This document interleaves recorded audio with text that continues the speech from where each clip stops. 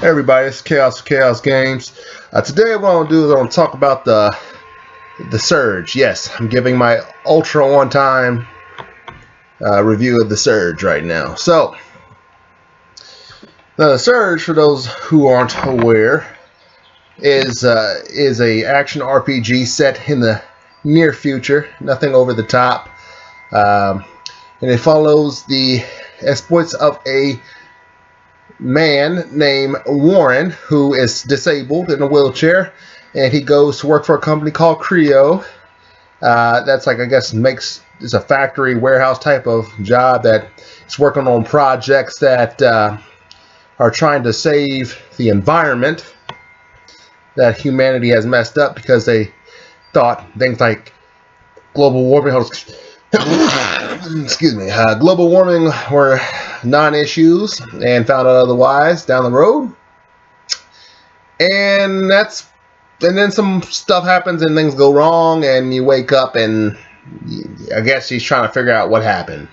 But that's literally the only situation like relevance this character has to the story. There's like no grand arcing reason for him to why it had to be him. He's just a guy in the situation, and that's it. It's not like, with Dark Souls, which they obviously, most of these games like this that this company has been known to do, because they made Lords of the Fallen. They basically made their whole thing and let's make Dark Souls-esque games. And so basically, but unlike Dark Souls, there's really no reason this character has no reason to exist. It's not like the Ashen one who had some overarching thing. His whole purpose is to try to seek flame. So yeah, it makes sense. This character's just a guy in a bad situation, and you're trying to figure out what's going on in the situation, and that's it. And basically, the story is pretty loose after that. It's just find out you have two opposing projects and ideas to save the world. Neither of them are good. And the story gets convoluted after that, and I'll get into that more thoroughly later. It's not like even the item descriptions and the method they tried to copy with telling the story through environmental things isn't done that well. At least the item descriptions and things of that nature in Dark Souls, there's a lot of information. Some of the item descriptions and things in this game don't really help much. They just describe the item, giving no deeper relevance to the setting that they come from. So basically, the game itself, story-wise, tries to imitate the way Dark Souls does it, but doesn't do it that well. Same issue with Lords of the Fallen, if you ask me. The combat itself is better than Lords of the Fallen, but they basically handicap their combat in ways I'll get to. So basically what you have,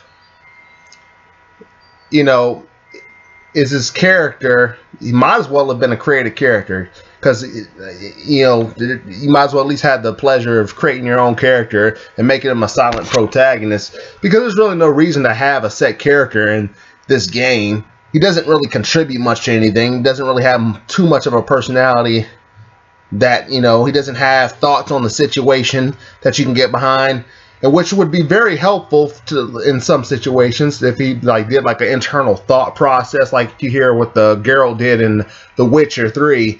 You don't have anything like that, and it would help at least to guide you in the general direction, especially towards the later part of the game, which is for reasons I'll get to in a second as well.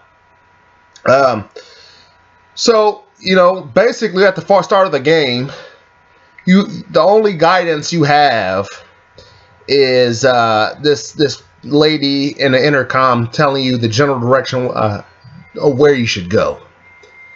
And, that's enough. I give you some idea, general direction in which to head. You fight off the little, pity pat enemies in the first part. They aren't very intimidating.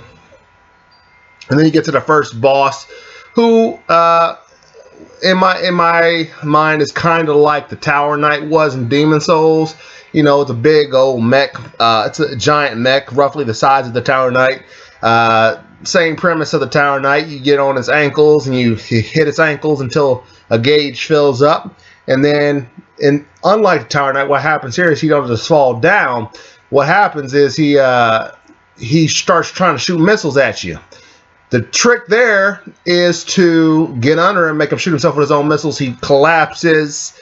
You do your damage to his face. He gets back up. Rinse, repeat. It was a boring fight. Not much to look at. That's why I didn't post it. So, after that, you go through more so. You make it to the second area. Then you do a little bit there. And, you just go through until you do various things, until you find the second boss.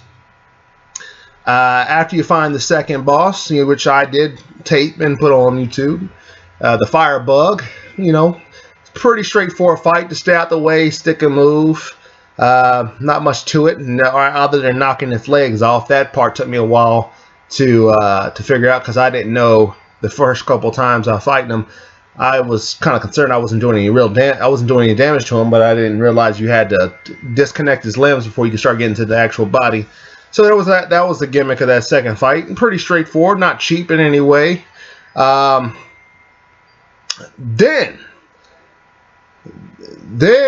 at that point you go and you get to the you keep going, and eventually you make it to the third boss. And this is when it starts to get a little cheap. Now, the third boss, as I saw, was the Big Sister, which I posted. That boss has a lot of arms, but it's not so bad. The first part is, just has a pattern, left, right, with the head, and then it shoots lasers at you. You disconnect the limbs. The next portion of the stage opens up. You fight the 4 limbs there. We got, while paying attention to the main torso and head, which can attack you if you get too close to it. And then you disconnect those limbs. Ideally, what I found is that you'll want to stay on those stairs at the front and try to bait them, so that you can disconnect them without going, while staying off the back portion, so you get electrocuted.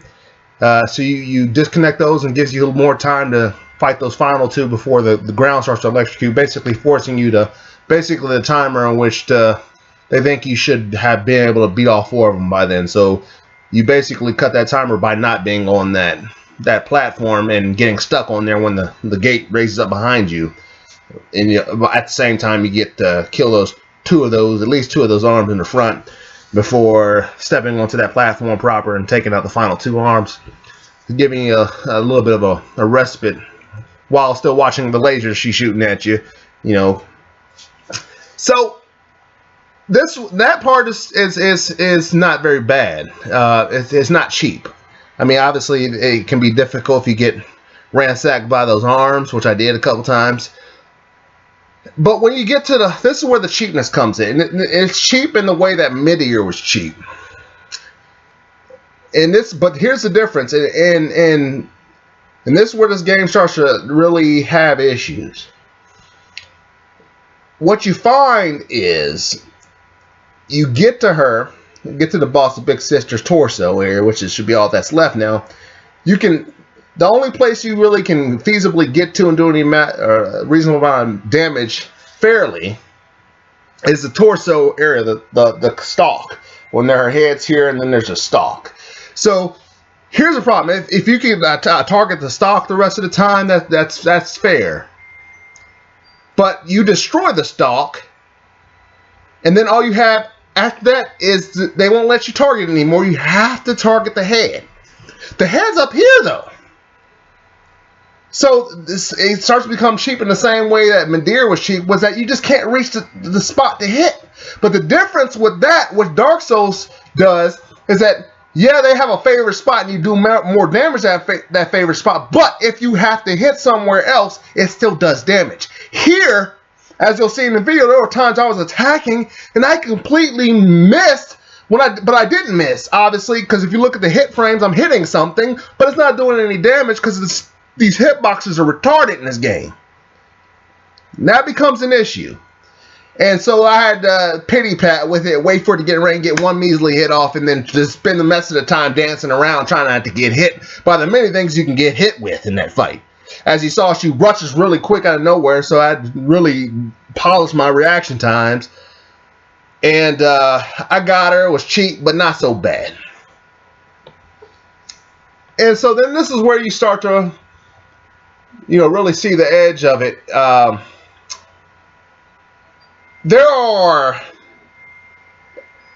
In Dark Souls, there was always at least one time in every game where I unfortunately got lost and I had to seek assistance with finding where to go next.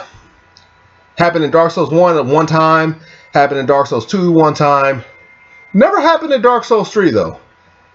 But keyword, it only happened one time in those games. Here it happens way too much. Towards the end of the game, it happened to me about 4 times in this game. That's ridiculous. And I will watch or read on the internet. And a lot of this stuff is just stuff you would have never seen. There's no way to know. Because again, you don't have any general... At one point in the game, you lose all general and reasonable sources of guidance that you would have. You don't even have a slightest clue what the next move is going to be because you have zero guidance. That never happened in Dark Souls. You always have some general idea where you need to go. Some NPC hints at something that you can interpret. But in this game, you lose even that, especially towards the end. I'm not going to say what happens. Basically, the one character, that lady over the intercom who was there before towards the end of the game, she disappears completely, leaving you devoid of any direction of where you're supposed to go. It's the most ridiculous thing ever. It really is. It's not good. It is not good. Okay? So you're just left to run around with like a chicken with its head cut off. And what's worse in this game is they expect you to backtrack sometimes into other areas, which you would have had no reason to go back to in your mind, because it's like, so you're going back to areas previous areas you left to do new things. So that's a problem. And it forced me to have to actually seek assistance, which upset me because I don't like to seek help when I'm playing these kind of games. I like to figure it out, but after running around the same areas for about 5 hours at a time, trying to figure this stuff out, you get tired of it. Okay? So, then eventually when I did get to the 4th boss, right? I got to the 4th boss. Wasn't so bad. It's just a dude with a big electric axe. This is where it gets really cheap, though. So what the gimmick of this boss fight is, and I didn't take this one. I stopped. The last couple bosses were so cheap to me that I just lost interest and didn't want to tape it. It became a chore at this point. The last boss, the Black Cerberus, he basically is just a dude with a big axe with electric on. Not so bad. The stick and move, hit him. Find your openings and stay out of his way. What he does that starts to make him cheap is this. He calls out the first boss, or version of the first boss again. And so basically that you would think that the gimmick from the first boss would apply. That's not the cheap part.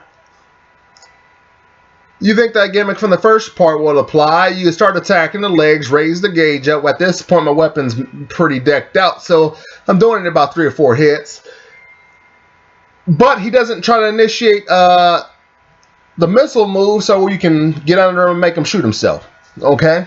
No, because he has like a nozzle thing now. He shoots at you. So how do you collapse him? How do you make him collapse? The only way I found was to try to hopefully bait him to do one particular move where he stomps multiple times, then hit the leg that's planted while the other one's raised, and maybe he'll go down. And maybe he won't stop, and maybe he won't get hit in the messed up hitboxes that exist in this game. But you're relying on chance. So that gets frustrated because there's no way to really plan out the attacks, and then the fight ends up dragging on. You get hit by something, and you're going to die on 1 or 2 hits in this game, depending on what you get hit by. You'll just mess up, lose concentration, and you're dead in this portion of the fight.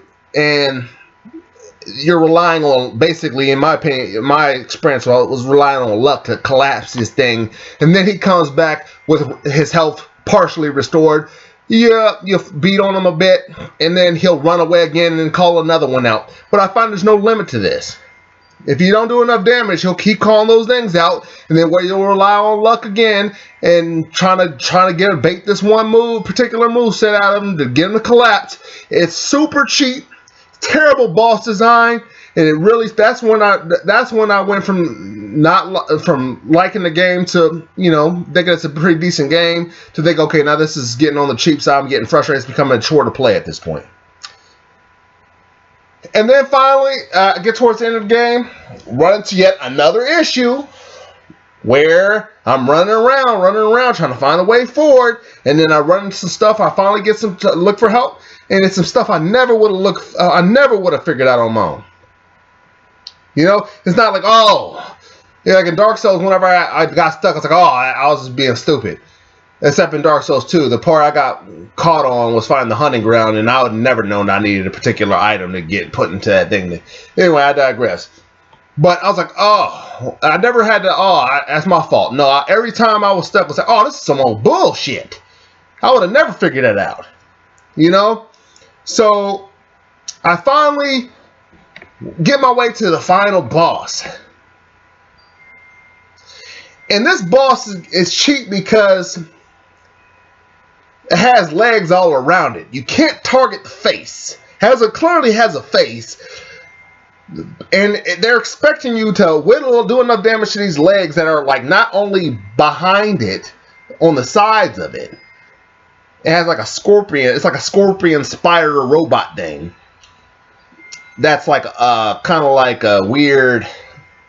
It's hard. It's called the rogue process. It looks like black goo and code. It's weird.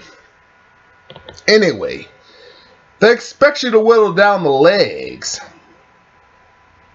And you whittle down those legs, and then the hitbox disappears. You have to target another leg. So now you can't do any damage on the legs that are disappearing.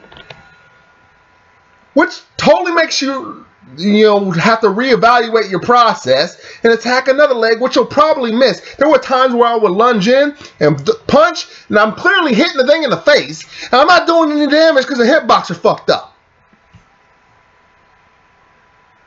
So eventually I beat this boss fight, but basically they really need to work on their hitboxes in this game.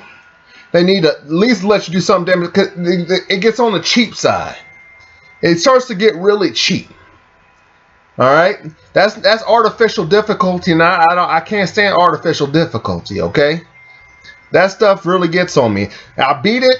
It's whatever. I'm not complaining because it was too hard. Obviously, whatever. It wasn't that hard. There's nothing in this game that was harder than anything I've experienced in Dark Souls. But at least with the difficulty in Dark Souls, for the most part, except for Madeira, was fair difficulty. But this stuff is just ridiculous, and that really angered me a bit. So, I will say, I haven't said much about the good things in this game. It really isn't much. I mean, the environment is decent. People say it's pretty samey. I didn't find that. There was a lot of diversity in the environments. I mean, it's in a warehouse, in a complex that's a company place. So, I mean, of course, some of it's going to look the same. It's a warehouse factory job. What do you expect? But then you get to certain upper offices and stuff, and it gets a little nicer, hoity-toity type area. So the environments weren't bad. I don't know. I don't agree with people saying the environments get samey, because they really aren't samey. They're just, it is what it is. It's a factory. It's a warehouse. It's a manual labor work complex. What do you expect? So for what they had, it looked diverse enough to really be all right to me. But The combat against normal enemies was funner, way more fun than the bosses. The bosses were disappointments and cheap a lot of times, except for the first two. And then, so you get to that point, you know, the execution thing where you're setting up a target of specific elements of the body, and then you're like, you're ripping them off with the execution move. That was live. That's something you don't see in Dark Souls. I felt like that was something that was really awesome. But really, me, I mean, everything I explained that was negatives to me, the negatives outweigh the benefits, the good things in this game mostly. Luckily, you spend most of your time fighting normal enemies because, as you mentioned, there's only every boss. I just gave you every boss in the game. That's it. So you spend most of your time, you know, fighting normal enemies, and for the most part, that's fun. If you're a big fan of action RPGs and you're a big Souls fan, you might check it out. I would not get it at full price at all. Do not get this game at full price. Maybe when it's super bargain binned out, you might check it out if you feel so inclined, but I don't see why you would. Because if you want to play a Dark Souls game, you might as well play Dark Souls. This game was decent. This game was, you know, good, you know, 6 at best if I had to score it. It was decent. But, you know, do what you got to do. Anyway, I know this has been a little bit long-winded. But I wanted to give you reasons why. Whenever I feel something is more negatively balanced, I like to give a pretty thorough reason of why. And so that is what it is. Now, until next time, it's been Kaous with Kaous Games. Gamers Game On.